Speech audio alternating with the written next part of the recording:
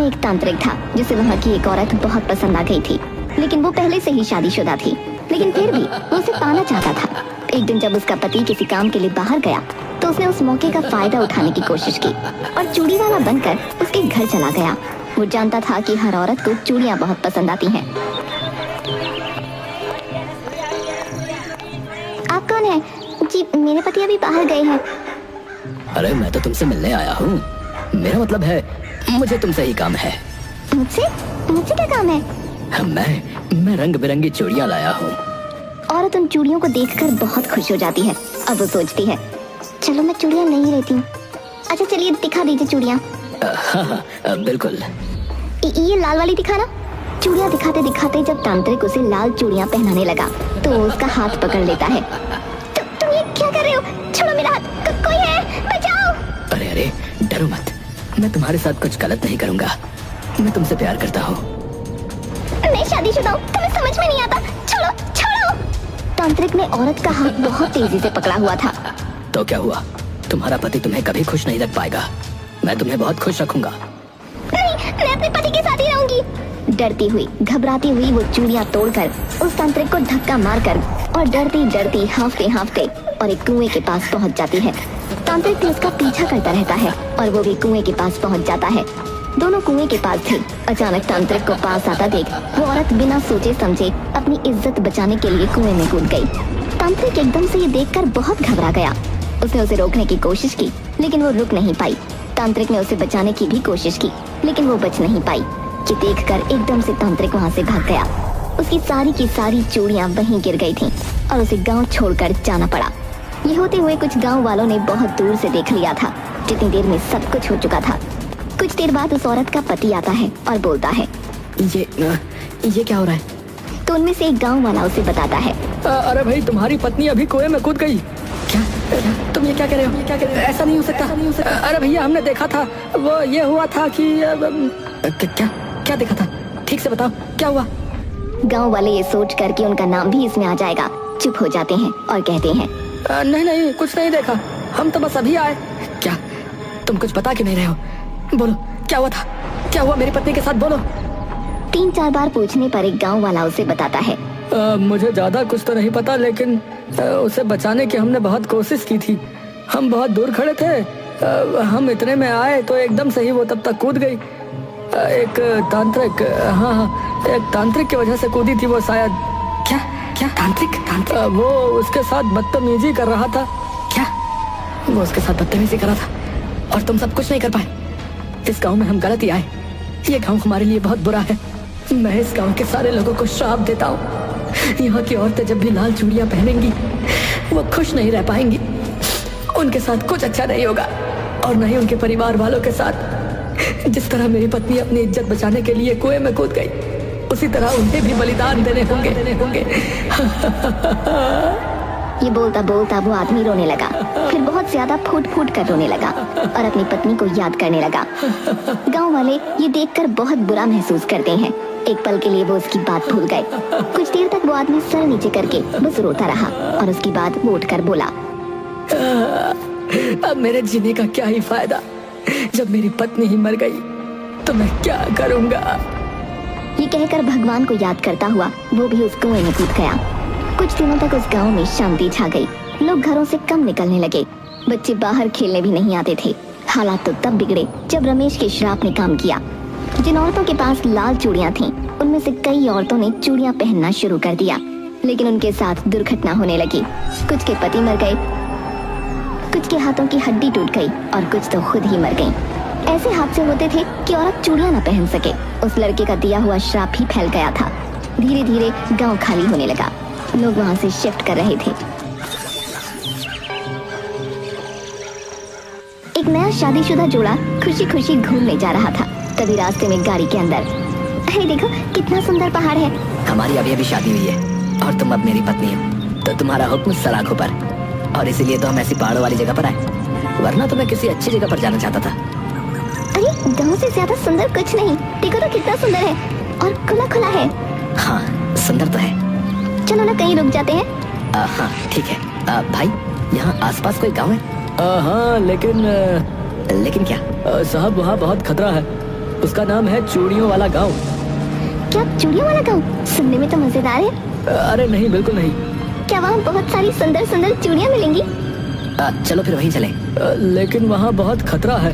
अरे तुम चलो यार, हम देख लेंगे ना। कुछ देर और आगे जाने के बाद लेकिन यहाँ पर कोई दिखाई क्यों नहीं दे रहा? अरे साहब, आप यहाँ पर आ तो गए हो, लेकिन अब आप ये मत कहिएगा कि आप वहीं चूड़ी वाले गांव में जाना चाहते हैं। मुझे वहीं जाना है। उस गांव का नाम चूड़ी वाला किसी अच्छी चीज के लिए नहीं रखा, उसकी खासियत के लिए नहीं रखा है। मैं बस यही कहूँगा कि आप मत जाइए वहाँ पर। वहाँ जाना खतरे से खाली नहीं है। क्यों, क्या होगा वहाँ पर? मैं आपको सब कुछ नहीं बता सकता और ना ही मैं बता पाऊंगा। बस मैं यही कहता हूँ कि आप मत जाइए बस। अरे मुझे वहीं जाना है, मुझे उसका नाम सुनकर वहीं जाने का मन कर रहा है। अरे ठीक है, तुम हमें वहीं लेकर चलो, जो होगा देखा जाएगा। हाँ हो सकता है वहाँ पर बहुत सारी अलग अलग चूड़ियाँ मिलती हो, मुझे तुम दिलवाओगे ना? हाँ हाँ बिल्कुल, तुम्हारी चूड़ियाँ लेने ही तो जा रहे हैं। आपको बताना मेरा फर्ज था, मैं आपको रास्ते में छोड़ दूंगा। वो रास्ते में रुकते हैं और खाना पानी करने लगते हैं। साथ में ड्राइवर को भी खाना खिलाते हैं। भारती और हर्ष गाड़ी खोलकर खाना खा रहे थे। तभी हर्ष को लगा कि पीछे से कोई आ गया है, और जब उसने पीछे मुड़कर देखा तो कुछ नहीं था। हर्ष, मुझे लगा वहाँ कोई था। कहाँ? वहाँ। अच्छा, तुम मुझे डराने की कोशिश कर रहे हो ना? अरे नहीं, सच में। मैंने कहा था ना।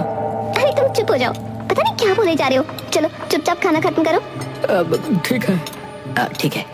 खाना खत्म होने के बाद जब वो गाड़ी स्टार्ट करते हैं तो बहुत देर तक गाड़ी स्टार्ट नहीं हो पाती। साहब, मैं कह रहा हूँ कि हमें वापस चले जाना चाहिए। अरे जब गाड़ी स्टार्ट ही नहीं हो रही है तो हम वापस भी कैसे जाएंगे? देखना, जब हम वापस जाएंगे तो गाड़ी स्टार्ट हो जाएगी। तुम कहना क्या चाहते हो? गाड़ी भी आगे जाने से डर रही है? ये आपके लिए हंसने की बात हो सकती है, पर हमारे लिए नहीं। हम यहाँ पर रोज आते हैं लोगों को छोड़ने, लेकिन कोई भी इसके आगे नहीं जा पाता। क्या? भारती, अजीब सा तो लग रहा है थोड़ा सा। नहीं, मुझे वहीं जाना है, हम वहीं जाएंगे। जैसे तुम्हारी मर्जी। चलो भाई, देख लो, चल जाए गाड़ी। ठीक है भाई, वैसे मुझे पता नहीं चलेगी कि नहीं, पर मैं फिर भी देख लेता हूँ। गाड़ी फिर भी स्टार्ट नहीं हो पाई, लेकिन भारती की भी जिद थी कि उसे जाना है तो जाना ही है। हम जाएंगे तो चूड़ी वाले गांव ही। अचानक से एक बूढ़ा आदमी आ गया। वो चूड़ी वाले गांव जाना चाहते हैं। ये सुनकर वो बूढ़ा बाबा कांप उठा।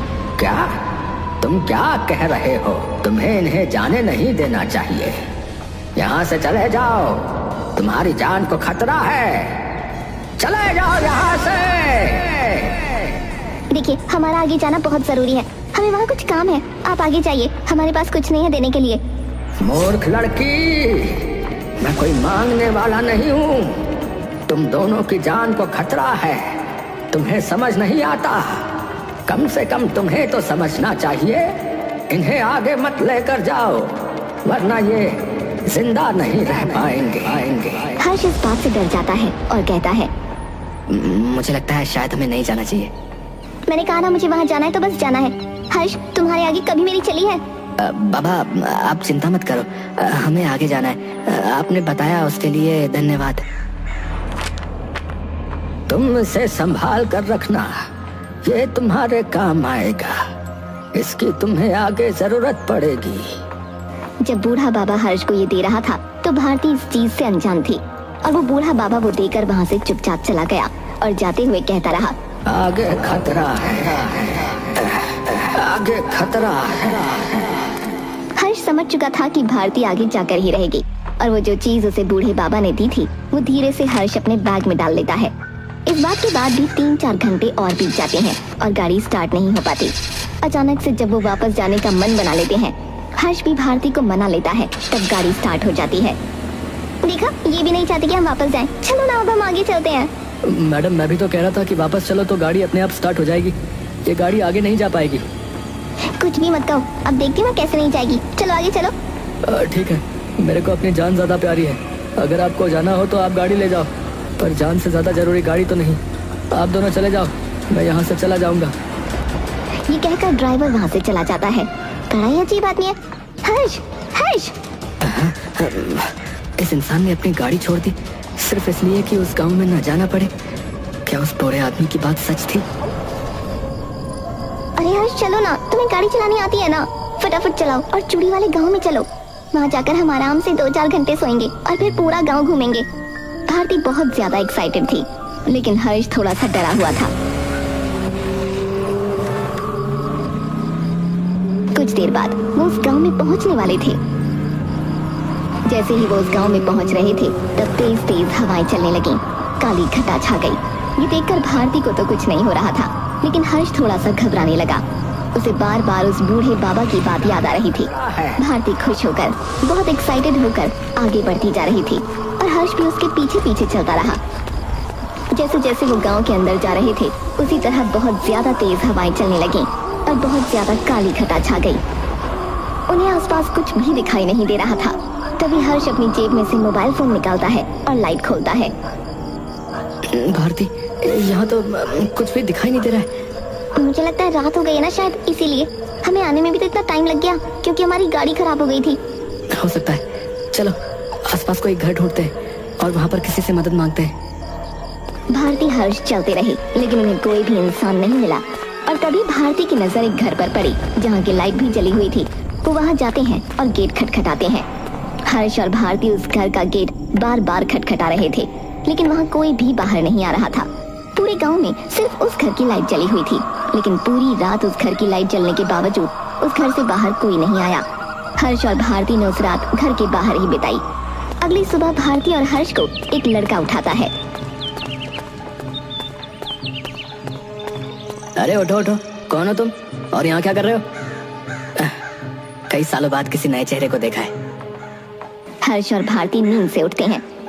भाई तुम दोनों कौन हो और तुम्हें सोने के लिए इसी घर के बाहर जगह मिली? रात को यहाँ इतना अंधेरा था, सिर्फ इसी घर की रोशनी चल रही थी, तो हम कहाँ जाते? यहाँ इतने सारे घर, आप सब क्या लाइट बंद करके सोते हो? रात को यहाँ पर एक भी घर नहीं था। वैसे तो बहुत कम लोग आते हैं, सच कहूँ तो यहाँ तो सालों से कोई आया ही नहीं।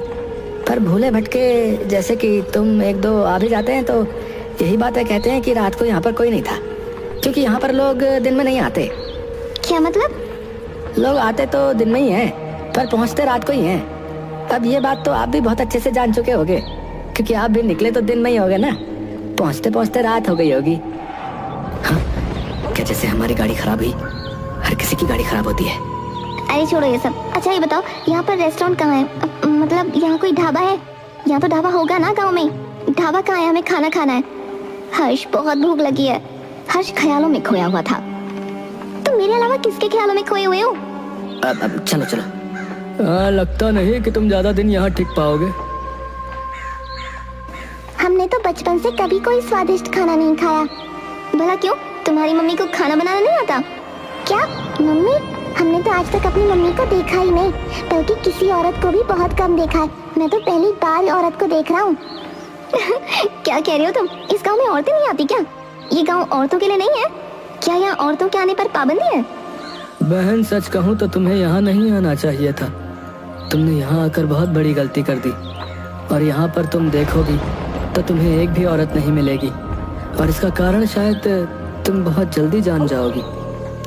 तुम क्या कह रहे हो? खुलकर कहो। देखो, हमें रास्ते में भी लोगों ने बहुत कुछ अजीब अजीब बातें इस गांव के बारे में बताई। एक तो इसका नाम ही बहुत अजीब है। तुम्हें पता है इसका ये नाम क्यों पड़ा? नहीं, पर मुझे लगता है यहाँ तो बहुत सुंदर सुंदर चूड़ियाँ मिलती होंगी। क्या तुम मुझे यहाँ पर चूड़ियों की दुकान का पता बता सकते हो? कहाँ पर है? सारे गांव वाले उसे बहुत हैरानी से देख रहे थे, और एक जवान लड़का हर्ष के पास आकर बोला,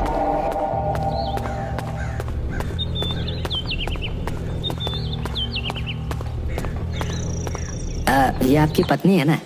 हमारी अभी अभी शादी हुई है। देखो, आप अपनी पत्नी को यहाँ से ले जाइए और इसे कहिए चूड़ियों की तो यहाँ बात ही ना करे, प्लीज।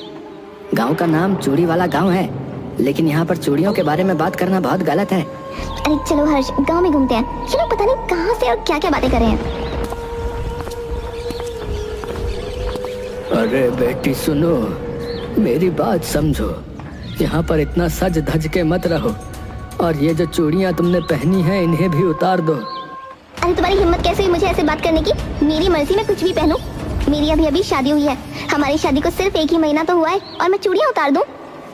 पर आप ऐसा क्यों कह रहे हैं? चूड़ियां पहनने में क्या दिक्कत है? मैं तुम्हें बता नहीं सकता।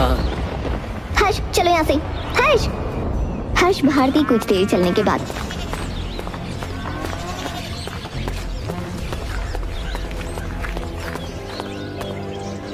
मुझे थोड़ा सा डर लग रहा है। मेरी बात होती तो मैं मान भी जाता, पर यहाँ तुम्हारी बात है भारती। चलो ना, वापस चलते हैं। तुम्हें डर क्यों लग रहा है? अचानक से बहुत तेज हवा चलने लगी और भारती के पीछे से एक परछाई सी आ गई। हर्ष चौंक जाता है और उसका मुंह खुला का खुला रह जाता है। क्या हर्ष, तुम्हें क्या हो गया? तुम कुछ बोल क्या नहीं रहे हो हर्ष? भारती, तुम्हारे पीछे कोई था। अब तुम मुझे ले जाने के लिए ऐसी बातें करोगे? नहीं, मैं सच कह रहा हूँ, सच में पीछे कोई था। चलो ठीक है, तुम झूठ मत बोलो, मैं चलती हूँ तुम्हारे साथ। अगर तुम खुश नहीं रहोगे तो फिर मुझे भी मजा नहीं आएगा। लेकिन मैं सच कह रहा हूँ, वहाँ कुछ तो था, कोई तो तुम्हारे पीछे से गया था। अच्छा चलो भी ठीक है, चलो। हर्ष डर जाता है और घबरा जाता है। उसे देखकर भारती वापस चलने के लिए मान जाती है। वो दोनों गांव के बाहर जाने के लिए निकल जाते हैं।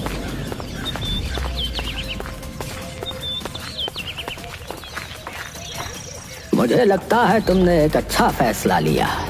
ये नहीं जा पाएंगे, यहाँ एक बार आ तो गए, पर कभी जा नहीं पाएंगे। मुझे यहाँ के लोग बिल्कुल पसंद नहीं आ रहे। चलो, अब जा ही रहे हैं तो जल्दी चलो। भारती चलो, सारा सामान लेकर निकल जाते हैं। तभी गांव की घंटी बजने लगती है और तेज हवा चलने लगती है। पेड़ की पत्तियां गिरने लग जाती हैं और वो सारी पत्तियां गिरकर सिर्फ भारती पर ही गिर रही थी और किसी भी गांव वाले पर नहीं गिर रही थी। ये देखकर हर्ष चौंक जाता है और सोचता है, ये सब क्या हो रहा है? देखो, ये पेड़ भी मेरा स्वागत कर रहा है। हर्ष बहुत ज्यादा डर जाता है तो वहां से चला जाता है।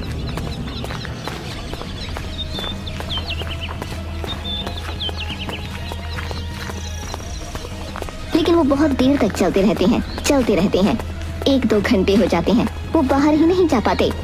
गांव के बाहर जाने का रास्ता इतनी दूर तो नहीं था, हम जा क्यों नहीं पा रहे? अब तो मुझे भी बहुत अजीब सा लग रहा है।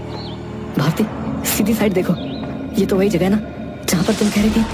हाँ, पर ये कैसे हो सकता है? हम तो 2 घंटे से चल रहे हैं और अब तक हम वहीं पर हैं। इस बात से भारती भी बहुत ज्यादा डर जाती है और गांव के लोग उनके पास वापस आकर कहते हैं, क्या हुआ, तुम नहीं जा पाए?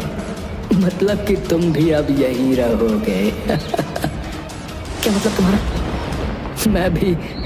मैं भी इसी तरह आया था यहाँ। बहुत साल हो गए, लेकिन अब तक नहीं जा पा रहा। तो तुम्हें क्या लगता है, हमें यहाँ पर रहने में मजा आता है? हम इसीलिए नहीं जाते क्योंकि हम जा ही नहीं पाते। तो क्या ये सब सच है? वो ड्राइवर सच कह रहा था? बेटा, जल्दी से ये चूड़ियाँ उतार दो, वो कभी भी आ सकती है। मैं चूड़ियाँ नहीं उतार सकती। उतार दो, तुम ज्यादा जरूरी हो, रस्म नहीं। तुम कहते हो तो ठीक है, मुझे नहीं पता क्या हो रहा है, पर मुझे बहुत दर्द हो रहा है। जल्दी से ये चूड़ी उतारो, मुझे तुम्हें खोना नहीं है। मैं कोशिश तो कर रही हूँ पर ये उतार ही नहीं पा रही। अचानक से भारती का पूरा हाथ लाल हो जाता है और शरीर पर काले धब्बे बन जाते हैं। जितनी कोशिश वो चूड़ी उतारने की कर रही थी, उतने ही धब्बे पड़ते जा रहे थे। ये देखकर हर्ष डर गया। भारती एकदम से बेहोश होने वाली थी। उस दिन बूढ़े बाबा ने मुझे कुछ दिया था। भारती, तुम रुको, मैं अभी आया। किस्मत से वो गाड़ी हर्ष ने गांव के अंदर पार्क की थी और वो उस बैग के अंदर देखता है तो उसने देखा कि उसे बाबा ने एक पेज दिया था। एक पेज जिसके ऊपर एक फोटो थी और उसके नीचे कुछ एड्रेस लिखा था। हर्ष वो पेज लेकर जैसे ही भारती के पास जाता है, उसकी आंखें खुली की खुली रह जाती हैं। उसके हाथ से वो पेज गिर जाता है और वो देखता है कि भारती पूरी लाल हो गई थी। उसके शरीर पर काले धब्बे हो गए थे। अरे भारती, तुम्हें क्या हुआ? भारती? हमने पहले ही कहा था। कुछ पल में ही भारती ने अपना दम तोड़ दिया। ये देखकर गांव वालों की आंखों में आंसू आ गए। एक और मासूम लड़की मर गई। ये क्यों हुआ? कैसे हुआ? क्या हुआ ये? हर्ष रोते रोते भारती को याद करता रहा। 3 दिन तक वो वहीं भारती को पकड़कर रोता रहा। अगले दिन उसे महसूस हुआ कि उसने उस पेज को तो पढ़ा ही नहीं। अब वो पेज पढ़ने का क्या मतलब? पर मैं भारती की मौत की वजह जानकर ही रहूंगा। हर्ष वो उठाकर पढ़ता है तो उसे सारी कहानी पता चलती है। उस शैतानी चूड़ी वाले की कहानी। हर्ष सारी कहानी जान लेता है और आखिर में उस बूढ़े आदमी ने जो एड्रेस के साथ एक तारीख लिखी थी जिस दिन वो रोज तांत्रिक आता था, उसने देखा कि वो तारीख कल की थी। ये पढ़ते वक्त एक गांव वाले ने उसे बताया कि वो तांत्रिक रोज उस गांव में उस औरत की याद में आता था। वो तांत्रिक इतने साल में अपनी गलती समझ गया था, लेकिन उसका कोई फायदा नहीं था। मैं उस आदमी को छोड़ूंगा नहीं, जिसकी वजह से उस औरत को सालों पहले अपनी जान देनी पड़ी, और अब मेरी प्यारी बीवी को भी। इसने उसका क्या बिगाड़ा था? कल उस आदमी का आखिरी दिन होगा।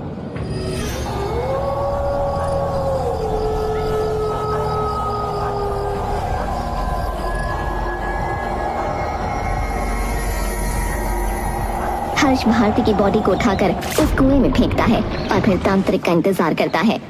भारती, मैं जल्द ही तुम्हारे कातिल को मार दूंगा। 2 घंटे इंतजार करने के बाद तांत्रिक आता है। तांत्रिक के आने पर तेज हवाएं चलने लगी, काली घटा छा गई, मानो जैसे वो औरत चाह रही हो कि तांत्रिक उसके पति की तरह ही इस कुएं में अपनी जान दे दे। हर्ष और बाकी गांव वाले इस उम्मीद में कि आज वो आजाद हो जाएंगे, उस तांत्रिक को देखते हैं।